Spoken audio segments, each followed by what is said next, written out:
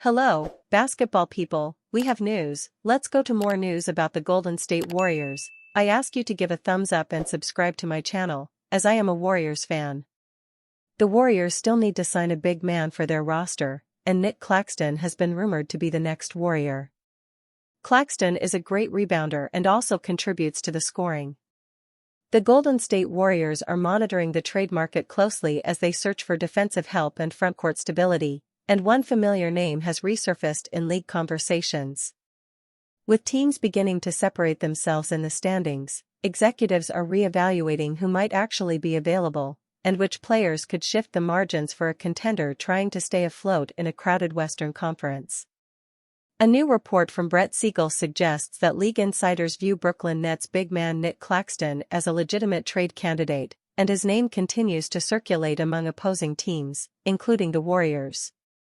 According to Siegel, Claxton has specifically surfaced as a possible Warriors target, signaling that Golden State is at least monitoring the situation while exploring ways to upgrade its rim protection and frontcourt size. But while Claxton's name has been floated around Golden State's decision-makers, the report also makes one thing very clear: Brooklyn does not appear interested in Jonathan Kuminga as part of any Claxton-related discussion. Siegel noted that the Nets had the cap space to pursue Kuminga this past summer while he was a restricted free agent, and chose not to. Because of that, he writes, it doesn't appear Kuminga would be a player Brooklyn targets if they decide to move their starting center. That reality shifts the dynamics of the situation, and forces Golden State to re-evaluate what a Claxton pursuit would actually look like. One name that has come up in discussions around the league as a potential target for the Warriors is Brooklyn Nets center Nick Claxton. However, there has been pushback to such a scenario involving Kuminga, as the Nets could have pursued. Claxton's appeal is obvious. He brings a defensive profile the Warriors simply do not have on the roster right now. Long, quick and mobile, he can survive in space and switch actions without hesitation. The ability to guard ball handlers, erase drives and block shots at a high rate gives him real value. His rim presence is real. Last season, he averaged 12.1 points, 9.9 rebounds and 1.4 blocks, continuing a multi-year trend as one of the NBA's best at defending in space while still helping at the rim. He does not space the floor, but he screens well, rolls hard and finishes lobs. For Golden State, a team that has long thrived with athletic vertical pressure, those strengths matter. He also provides something the Warriors haven't consistently had since the prime years of Kevin Looney, a center who can cover mistakes and erase breakdowns. Warriors go ultra-small. Kerr explains strategy behind win without Curry. The Golden State Warriors went as small as they have all season, and it paid off. In a 104-96 win over the New Orleans Pelicans on Saturday at Chase Center, Coach Steve Kerr deployed a micro lineup that featured no player taller than 6'8" for long stretches. With the Warriors missing big men Tracy Jackson-Davis, knee, and Al Horford, sciatic nerve, Kerr turned to creativity, shrinking the floor, upping the speed and leaning heavily on Jimmy Butler threes isolation scoring to stabilize an offense still adjusting without Stephen Curry. Steve Kerr explains Warriors' bold small ball strategy. The shift began early. With 7:40 remaining in the first quarter, Kerr subbed out Quinton Post and Draymond Green, inserting Jonathan Kuminga and Gary Payton II to reshape the lineup on the fly. Kuminga slid to center, flanked by Butler and Moses Moody, while Payton II and Brandon Podziemski anchored the backcourt. Golden State later downsized even further, bringing in rookie Will Richard and sharpshooter Buddy Hield for Butler and Moody. The Warriors essentially played 5 wings and guards for key stretches. Tracy was out tonight with a knee issue, Kerr said. Before the game, we went through the possible matchups and decided that Jimmy and JK could be a good combo at the 4 and the 5, trading off who they were guarding depending on what was happening out there. They did a good job together. The strategy worked. Golden State generated better spacing, quicker rotations and more driving lanes, the foundation for Kerr's small ball philosophy. Jonathan Kuminga returns with impact, hits 2 key three-pointers. Kuminga, returning from a 7-game absence due to tendonitis in both knees, made an immediate impact. He received a loud ovation when he checked in during the first quarter and scored quickly on a cut-and layup off a Butler feed. In the fourth quarter, he hit back-to-back three-pointers that helped stabilize Golden State's lead. Kuminga finished with 10 points on 4 of 8 shooting in 19 minutes. "JK looked good," Kerr said. "He hit 2 big threes for us in the second half. His wind and his burst will come back. He's a little rusty, but I thought he looked good for his first game back." Though he grabbed just 1 rebound, Kuminga's floor spacing and switchability were crucial for a team that lost the rebounding battle but compensated with better paint touches and ball movement. Gary Payton too delivers season highs as Warriors lean on Jimmy Butler 3. With the Pelicans loading extra defenders at Butler, Payton feasted on backdoor cuts, dump-offs and loose ball opportunities. He scored a season-high 19 points and grabbed 11 rebounds, shooting 9 of 14 from the field and adding 3 assists. "Stay in space," Payton said. "Get the ball to Jimmy, let him work, operate and just play off Jimmy. Cut when he drives, play behind the defense, and just try to get easy ones." Butler, meanwhile, nearly posted a triple-double with 24 points, 10 assists and 8 rebounds, shooting 7 of 15 from the field and 10 of 14 at the line. His poise and structured sets helped offset Curry's absence. "Yeah, we definitely called a lot more plays tonight," Green said. "Without Steph, it's a lot less random. We've got to be more structured. We need to move the ball faster, and when you've got an advantage, you've got to keep that advantage." A definer. Steve Kerr, Jimmy Butler 3 is one of the best ISO players in the league. Kerr emphasized that Golden State's late-game offense flowed through Butler by design. "Jimmy's one of the best ISO players in the league," Kerr said. "One of the things we work on all the time is our spacing around Jimmy when that ISO happens. And Gary's got a great feel for working the dunker spot, working behind the play, creating those openings." With Curry sidelined and the Warriors needing alternative engines of offense, Butler's elite isolation footwork and Payton's well-timed activity proved to be the difference in a game Golden State had to grind out possession by possession. Butler leads Curry-less Warriors past Pelicans, 104-96. Jimmy Butler had 24 points, 10 assists and 8 rebounds, and the Golden State Warriors beat the New Orleans Pelicans 104-96 on Saturday night, playing without Stephen Curry after he bruised his left quadriceps muscle Wednesday night in a home loss to Houston. Zion Williamson scored 25 points on 8-4-16 shooting and grabbed 7 rebounds, and Saddiq Bey added 21 points to lead New Orleans. Jeremiah Fears had 16 points and 6 rebounds before being ejected with 44.6 seconds left with his second technical foul. Jonathan Kuminga hit back-to-back threes midway through the fourth and finished with 10 points after returning from a 7-game absence with tendinitis in both knees. He received a warm ovation when checking into the game for the first time at the 7:40 mark of the opening quarter and scored moments later. Brandon Podziemski had 15 points, 6 assists and 5 rebounds, while Gary Payton too scored 12 of his 19 points in the first half and contributed 11 rebounds in just the second win by Golden State over its last 6, a stretch that included a 124-106 defeat at New Orleans on November 16. Without Curry, Golden State went 1 for 19 from three-point range to start the game and was 2 of 22 by halftime with a season-low 42 points for a first half. The three-point shooting those 2 quarters matched the Warriors' worst percentage in 367 games with 20 or more attempts during Coach Steve Kerr's tenure. They wound up 12 for 47 from deep.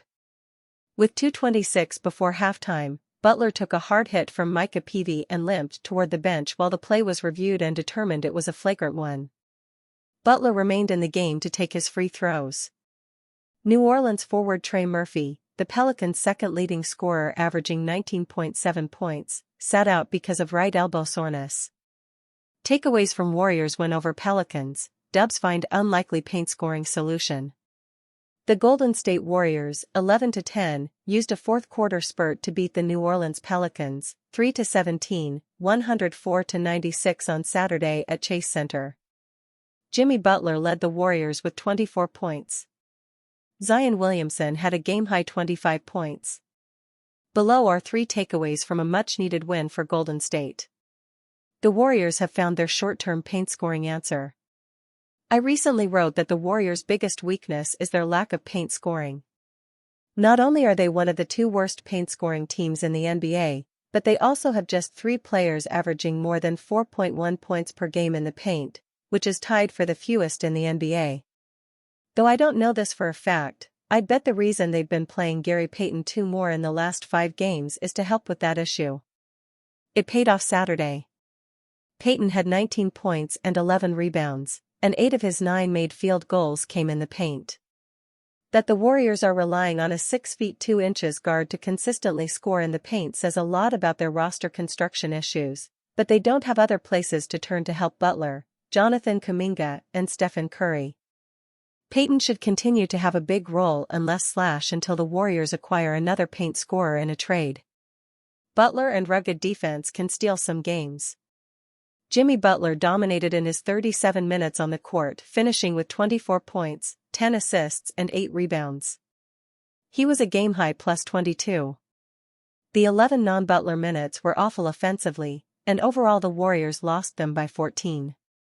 They'll have to find a way to be more competitive in those minutes. But all things considered, it feels like there's a formula for some success here. The Warriors held the Pelicans to 37% shooting. They turned it over only 9 times, and despite their size disadvantage, they stayed close in the rebounding battle, 50-47 New Orleans. I'm not getting carried away and predicting the Warriors shock the Thunder on Tuesday, but they can use this formula to steal a game from Philly, Cleveland, or Chicago if they are still without Curry. Sure, those teams have more offensive firepower than New Orleans, but Golden State will likely shoot better than 26% from 3 against them. Melton should take Hield's minutes. The Warriors announced that DeAnthony Melton could return during the upcoming road trip starting Thursday in Philadelphia. When he returns, he should take Buddy Hield's minutes. Hield had another dismal performance Saturday, going 3 of 9 from the floor and finishing -14 in 17 minutes. On Wednesday against Houston, Hield went scoreless and was a -10 in 15 minutes. We can put away any illusion that Hield was breaking out of his slump after scoring 20 points, 8 of 13 shooting, in the win over the Jazz on Monday. The margins are too slim to be playing Hield right now if they have another 2 guard who can give them more. They will when Melton gets back on the court. DeAnthony Melton expected to miss homestand, but there's a catch. The Golden State Warriors have struggled in the early goings of the 2025-26 season. They currently sit at .500 with an overall record of 10-10. Amid their struggles, Draymond Green didn't mince words when critiquing the Warriors' defense. But the Warriors should have some help soon in the form of DeAnthony Melton, who has been out due to an ACL injury. DeAnthony Melton is set to make his season debut and return from injury during the Warriors' upcoming road trip, as per Brett Siegel of Clutch Points. He will not play during the Warriors' current homestand. The team has 2 home games remaining during this stretch, Saturday against the New Orleans Pelicans and Tuesday against the Oklahoma City Thunder. Melton has a full participant during Warriors practice, and the earliest he could make his season debut would be on Thursday, December 4th on the road against the Philadelphia 76ers. After that, the Warriors visit the Cleveland Cavaliers and the Chicago Bulls, respectively. The number 46 overall pick in the 2018 NBA Draft, Melton has carved out a role for himself as a solid rotation player on both ends of the court. He was off to a solid start last season, his first with the Warriors, before the ACL injury cut his year short. Melton appeared in 6 games for the Warriors in 2024-25, including 2 starts, at a little over 20 minutes per game. He was averaging 10.3 points, 3.3 rebounds, 2.8 assists and 1.2 steals with splits of 40.7% shooting from the field, 37.1% shooting from the three-point line and 62.5% shooting from the free throw line. He originally signed with the Warriors as a free agent ahead of last season, but was traded to the Brooklyn Nets after his injury. Entering free agency once again this past offseason, Melton opted to return to the Warriors. Warriors gut punched by latest Anthony Davis trade update from NBA Insider. The Golden State Warriors might be inclined to swing a massive transaction in an effort to supply Stephen Curry, Draymond Green and Jimmy Butler with another star. Golden State's latest 104-96 victory over Zion Williamson and the New Orleans Pelicans on Saturday night improved their record to 11-10, but the group appeared as disjointed as ever for large portions of the contest, with Curry sidelined due to a quad contusion. As the trade deadline quickly approaches, one of the more obvious trade targets for the Warriors could be the Dallas Mavericks' 10-time All-Star and 3-time blocks champion Anthony Davis. Unfortunately for the Warriors front office, Clutch Point's Brett Siegel recently hit the organization with a reality check on that front. As of right now, there is nothing brewing regarding a potential move involving Davis, Siegel shared Friday. What teams would even be interested in Davis?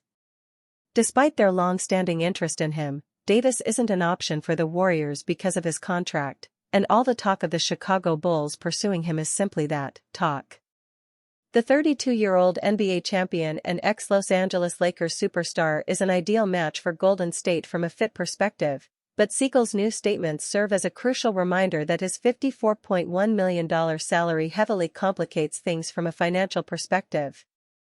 If the Warriors were to attempt to negotiate a deal with the Mavericks, the dynastic franchise would have to be prepared to part ways with a package including both Jonathan Kuminga and 2017 Defensive Player of the Year Draymond Green. Otherwise, a one-for-one Butler-Davis swap would be the Warriors' only pivot point. Through his first 6 appearances of the 2025-26 campaign, the 5-time All-NBA team selection has contributed 19.3 points, 9.3 rebounds, 1.3 steals and 1.5 blocks while knocking down 52.9% of his looks from the field, proving to remain a dominant force when healthy. Aside from Davis's long and chronicled injury history, his gargantuan salary provides Golden State's general manager Mike Dunleavy another reason to look the other way as the deadline inches closer, despite how tempting it may be to pair Curry with the formidable frontcourt star. Writer blasts Al Horford for brutal Warriors mistake. Sometimes, the grass isn't greener on the other side, which is typically a lesson learned the hard way. During the offseason, 39-year-old center Al Horford made the challenging decision to leave a Boston Celtics squad a year removed from a championship and join a Golden State Warriors squad that struggled in the postseason since their 2022 NBA title run. The move has been brutal in every way imaginable, as Horford has played like a shell of his former self. He's averaging a career low in points and hasn't shot well from 3, and the Warriors have started the year with a discouraging 10-10 record. On Friday, Ness's Colin Keane didn't mince his words on Horford leaving Boston for a worse situation in the Bay. When Al Horford decided to sign with the Golden State Warriors this past offseason rather than return to the Boston Celtics, most fans assumed it was for money reasons, Keane wrote. However, Horford turned heads later on when he admitted that competitive reasons went into his Golden State move. Horford suggested that once he saw that Jason Tatum was likely done for the 2025-26 season, it made more sense to go to a place, Golden State, where he had a better chance to win a title. Horford, however, definitely miscalculated his odds in that regard, and Celtics fans are trolling Horford on social media for it. Had Horford just stuck around and remained loyal to the Celts, he'd be looking at a possible return to the NBA Finals. Keane didn't miss the mark on his assessment of Horford thus far. While losing Tatum due to an Achilles injury was a devastating blow to Horford and the Celtics, the 6'7" star has been making steady progress and could make a return during the second portion of the season. As a result, Boston simply must remain in the hunt in a relatively weak Eastern Conference until Tatum hopefully rejoins the franchise for a late-season playoff push. Unfortunately for Horford, he couldn't see the vision, prompting him to make a move that's currently haunting him.